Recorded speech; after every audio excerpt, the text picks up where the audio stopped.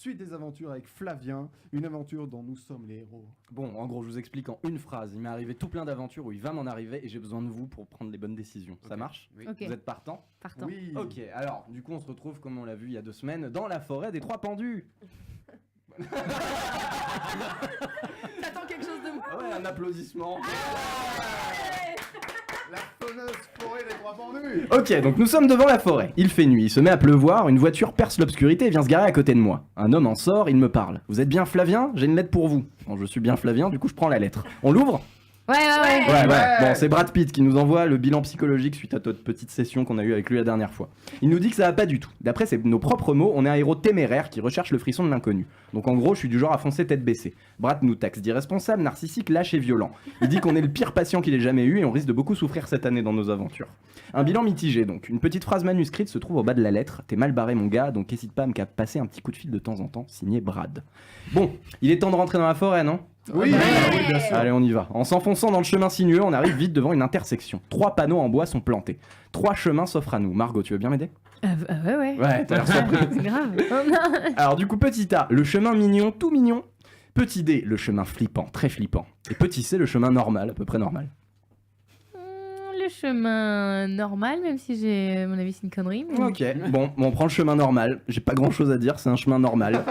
Il y a des arbres, des fois j'entends des oiseaux. Il y a un sentier relativement clair, donc il y a peu de chances que je me perde. Ça rend juste la chronique plus courte et un peu moins drôle. Oh, merde. Très bon choix, vraiment. Bon, moi, on arrive vite dans le centre de la forêt, devant l'arbre aux 3 pendus. Oh.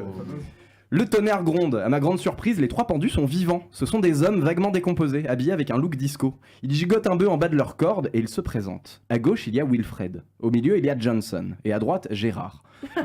Il manque un bras à Wilfred, il manque une jambe à Johnson, et Gérard ne dit rien. Il me demande de détacher l'un d'entre eux. Thibaut, on détache lequel? Wilfred à qui il manque un bras? Johnson à qui il manque une jambe? Gérard qui a donné sa langue au chat? Ou on n'en détache aucun et on passe notre chemin? Moi, je veux bien qu'on décroche Gérard. On décroche Gérard? Oui. Alright. Je décroche Gérard en frottant ma tronçonneuse contre la corde. Bah oui, j'ai toujours pas d'essence depuis 2 semaines. Une fois détaché, il s'approche de moi pour me faire la bise, probablement pour me remercier. Il me prend dans ses bras et ouvre la bouche. Il n'a pas de langue. Je ne peux rien faire, il m'embrasse de force et m'arrache la langue avec les dents. Je ne peux donc plus parler. Merci Thibaut, c'est vachement sympa. Je suis Fin de la navré. chronique. Ouais. Je suis navré. Bon, je pisse le sang, il pleut des cordes et le pendu Gérard commence à utiliser ma langue pour parler. Il hurle dans la forêt, je dois absolument m'enfuir. Gilles, j'ai besoin de ton sang-froid. 3 choix pour survivre. Ma vie est entre tes mains. Petit 1, on court tout droit. On finira bien par sortir de cette forêt maudite. Petit 2, on se cache dans les banians et on attend. Il paraît que ça marche. Petit 3, on s'allonge par terre et on fait le mort. Ah bah on s'allonge par terre, on fait le mort. Très bien. Alors on s'allonge au sol, on retient notre respiration. Le pendu Gérard passe à côté de nous mais ne nous repère pas. Entre les feuilles, la pluie, on est camouflé. Je suis bien par terre malgré la douleur, du coup je m'endors. Au petit matin, je me relève discrètement et je cherche une sortie à cet endroit de malheur. Je vois au loin que la forêt est moins dense. J'arrive dans une clairière. Et dans cette clairière, qui se repose en lisant un bon bouquin de Marc Lévy? Christian Clavier. Et à côté de lui, qui fait griller des petites côtes d'agneau? Jean Reno. Je m'approche d'eux, soulagé, mais un peu agacé qu'ils aient pris leurs aises comme ça dans un endroit aussi dangereux. Christian, Jean, ça va? Je vous dérange pas? Bon, je leur explique que je dois retrouver la MJC de Montmirail pour aller à mon stage de héros. Ils me disent qu'ils connaissent bien Montmirail.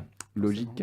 Et que c'est une dizaine de kilomètres. Ils peuvent m'emmener en voiture si je veux bien attendre quelques heures qu'ils aient fini leur petite journée farniente. Pour conclure, ça va bien aujourd'hui. Pour conclure, j'ai donc le droit, Geoffroy. Petit 1, soit j'attends quelques heures à ne rien faire avec Jean Reno et Christian Clavier. Petit 2, soit je tente ma chance seul sur la route, l'œil rivé sur l'objectif. Non, on reste avec Christian. Très bien, eh ben on va se faire chier. Quoi qu'il en soit, il va falloir trouver un moyen de soigner cette blessure. Encore merci Thibaut. On s'en reparle la semaine prochaine? Ouais. Merci Flavien. Mais de rien. Et vivement la Est-ce semaine que prochaine. je peux savoir comment t'as réussi à parler Merci. à Christian et Jean Absolument. si t'avais pas de langue? Ok, alors j'avais un gag, si tu veux je te le fais. Ok, c'est toi qui l'as demandé, hein. Du coup je leur dis...